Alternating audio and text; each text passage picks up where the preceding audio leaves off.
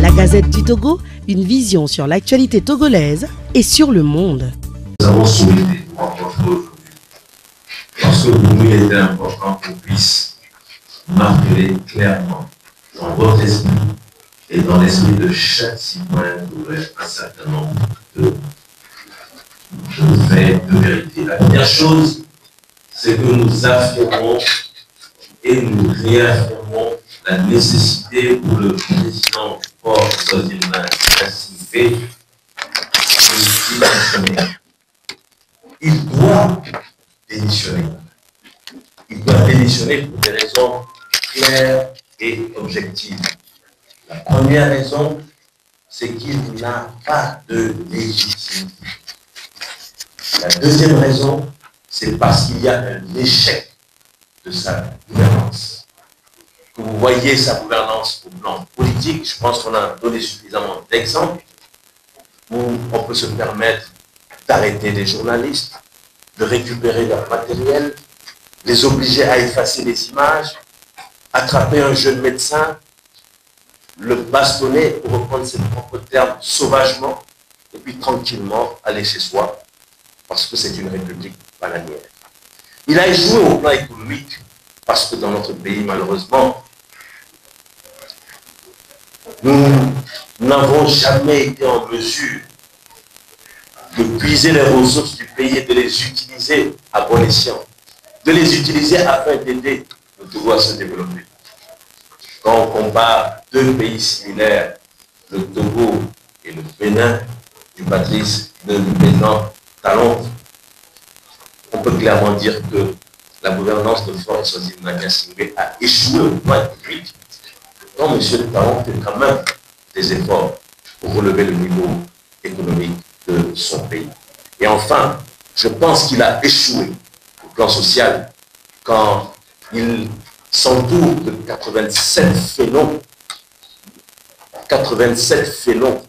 qui ont accepté l'accompagner dans cette aventure sinistre. C'est un échec. C'est un échec parce que c'est un modèle mauvais qu'il laisse aux jeunes générations.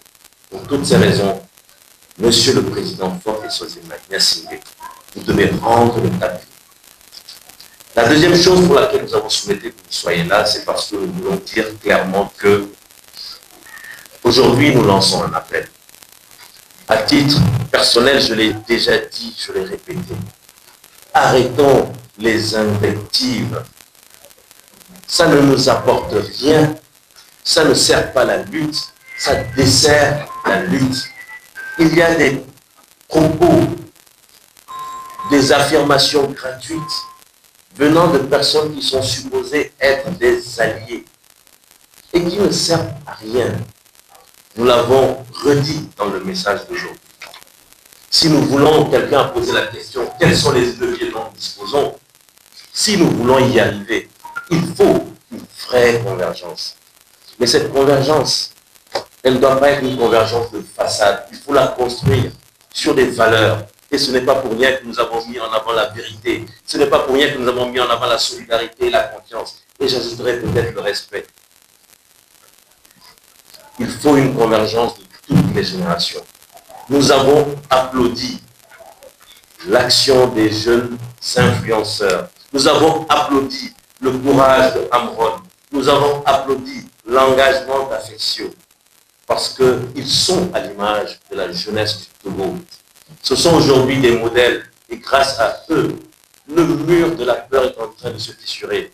Nous avons organisé beaucoup de manifestations, mais on ne comprenait pas pourquoi est-ce que la jeunesse n'y arrivait pas. Pourquoi est-ce que la jeunesse ne répondait pas.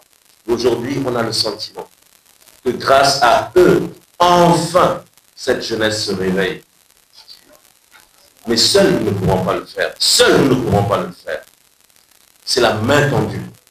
Donc, c'est un appel à une vraie convergence, afin que ces influenceurs qui s'inscrivent maintenant dans la lutte pour le changement de système, nous puissions apporter un certain nombre de compétences, qu'ils puissent apporter leur grande capacité et qu'ensemble, avec les autres forces de résistance, nous puissions enfin déraciner ce système. Le troisième et dernier message, c'est à l'endroit des citoyens. Nous l'avons dit, il est temps de désobéir. Ce n'est pas nous qui l'avons dit, c'est notre constitution de la 4e République, celle pour laquelle nous avons voté tous ensemble, pas celle illégitime et illégale qu'on nous impose. Et cette constitution de la 4e République nous invite à désobéir en son article 150 alinéa 2.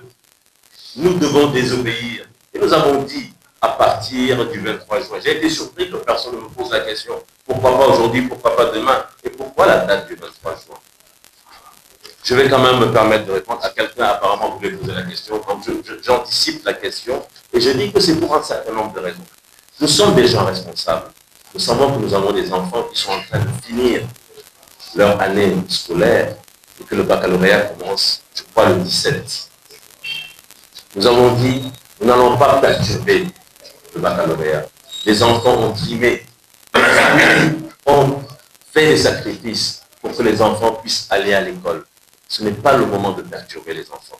Laissons-les rester dans leur concentration, aller au bac et nous prions pour eux.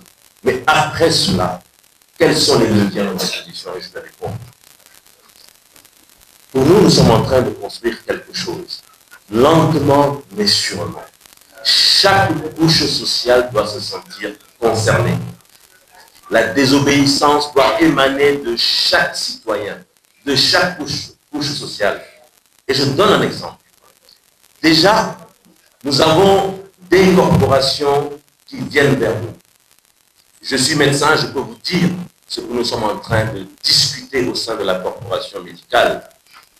Je l'avais dit tantôt, nous allons y aller par des options qui vont préserver au maximum l'intégrité de chaque citoyen. Et pour ce qui est de la santé, nous n'allons pas sortir pour nous déverser dans les rues. Cela peut-être se fera à un moment. Mais pour l'heure, nous sommes en train de nous orienter vers un système de greffe de zèle. C'est la première étape d'un cheminement qui, nous l'espérons, va nous conduire vers la fin de ce système. Il faut qu'on mette fin à ce système. La santé est en train de réfléchir à des options. Et notre appel, c'est également à l'endroit des autres syndicats, à l'endroit des autres corporations. Si vous imaginez des options qui peuvent vous permettre de perturber ce système, d'arrêter le fonctionnement de ce système, de désobéir, n'hésitez pas, vous nous connaissez, n'hésitez pas, venez vers nous, exposez-les. De la même manière, nous irons vers l'ensemble des corporations. Nous irons vers l'ensemble des couches pour que chacun, dans son génie, nous dise ce que nous pouvons faire ensemble pour abattre ce système.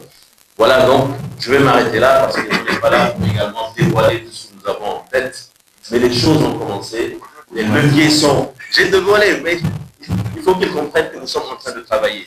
Que ce n'est pas simplement un appel symbolique. Nous sommes déjà dans le concret. Nous avons déjà commencé le travail. Merci beaucoup.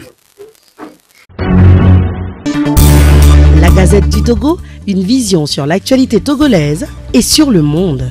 Rejoignez-nous sur le www.lagazettedutogo.com ou sur nos comptes Facebook, Twitter et YouTube. Pour tout contact, écrivez à contact@lagazettedutogo.com ou appelez le 92 80 88 53. La Gazette du Togo, c'est l'information en continu.